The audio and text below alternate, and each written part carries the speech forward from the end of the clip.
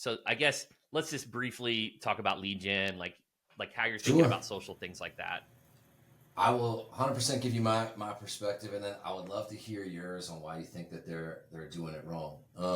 So my position, and I appreciate the compliment. I think I could, with anything, I could always get better, right? I've kind of pulled back from creating a lot of content because of just trying to find that time. And now that's such a relative word, right? We make time for things that are important, right? But on my side of things, like things that are important are my family, right? Spending time with them. So I'm not going to do the whole Alex Hormozy working 30 hours or 20 hours a day and sleeping 4, right? There is a place for that, but I'm not 20 years old with no girlfriend, no wife, no family, no other interests, right? I didn't get a law license till I was 30.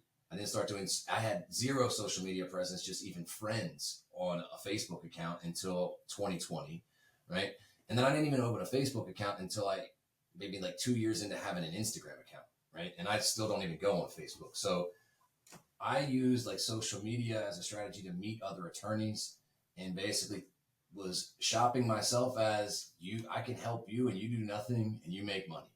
And that's been a great source of helping me get cases. And a lot of people come up to me at various events. They're like, oh, you're Joe, you're Carolinas. Like when I think of Carolinas, I think of you when I'm thinking about going to the beach, right?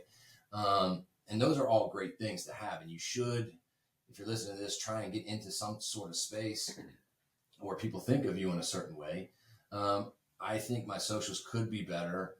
I use them more as a tool to meet other people and get known throughout the community, right? And back to the lead gen side of things, if you think about it, whereas people that use an SEO company like yourself, they might be getting personal injury cases for $1,500 to $3K a case.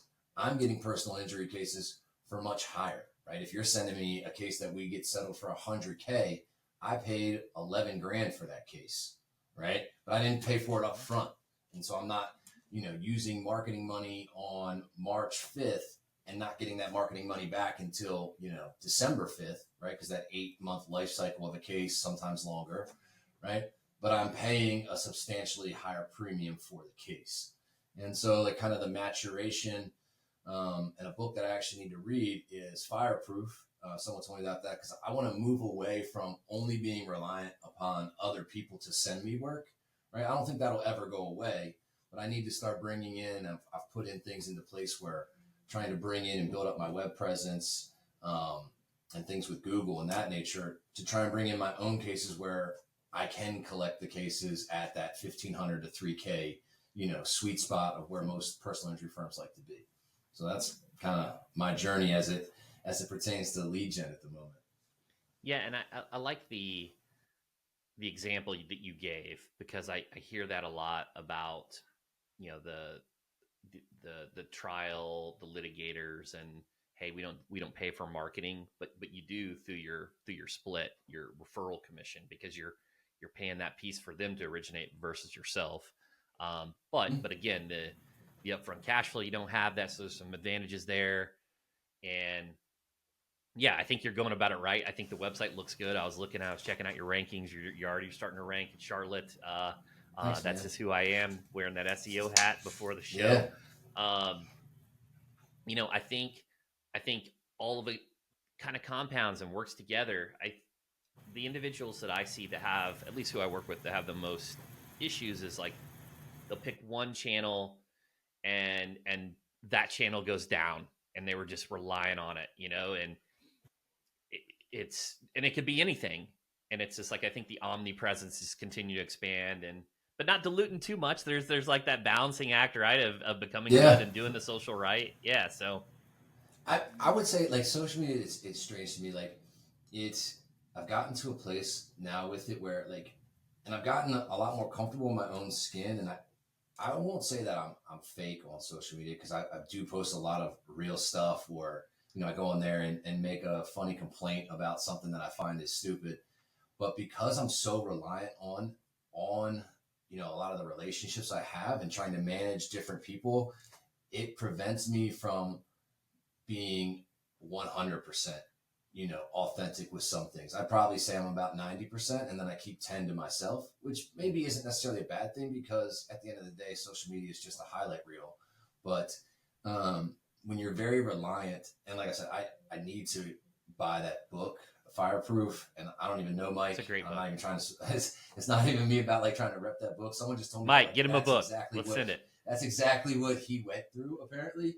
And I don't want that to happen to me, because we've grown the organization from 2023 when we started. It was 4 of us, and now we're at just under 20. I think we're at 16 or 17 team members now. We have like 4 virtual assistants, 6 case managers, 2 intake people, an office manager, 2 litigation folks, 3 attorneys. So whoever's listening can do all the math on that, because I can't do it. Yeah. So first, thanks for breaking that down. That helps me with some follow-up questions. I guess we talked. Last time we talked on the previous podcast, I'd really encourage everyone to listen, because we really go into details about social media and your strategy and everything you're doing there.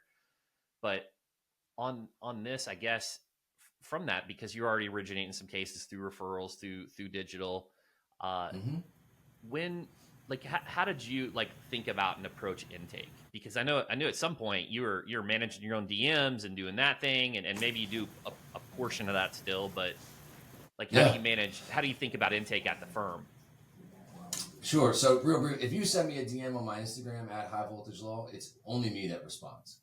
And it's only me to blame if you don't get a response back. But I'm pretty good at that, responding back to people, But anyway, so like the intake part, when we really started ramping up in 2023, I was presented an opportunity from one of like my national referral partners who I've worked with probably since 2020, met him during COVID, and things started ramping up. And it was just strict. It was too much for me to handle. I mean, when I first started, I did the intake calls. I called leads. I vetted leads. I set clients up for medical treatment. I did all of that myself.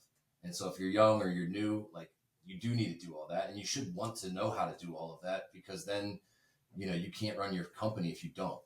But we transitioned to, I have 2 women that all they do all day is call leads. And we use Lead Docket is the platform that we use. We use CasePeer as our client management system. They don't link up perfectly, because Lead Docket is a FileVine property, but they link up okay enough. And to be honest, I don't have it in me, and I don't think my team has it in me for me to change case management systems. So I'll probably be CasePeer until I die, or until my firm closes, or until I sell my firm. Just because I don't think I have it in me for the change. Well, we have it set up where they are the ones on the phone. We use Teams for inter-office communication, because we have a hybrid model firm. We have people in the office, people in different states, and that's how we run all the leads. They come in and they go through Lead Docket. They're calling them. I'm looking at reports daily through Lead Docket, checking on our metrics. I'm going to report those metrics to various, referral councils, especially ones that I do on a recurring basis. And then one-off referrals, I just send them the attorney contract, and we put everything in Lead Docket so we can track it. But I send them the attorney contract so they know that their interests are protected, and they can come after me if I try to ever screw them over, which I've never done and don't plan on doing.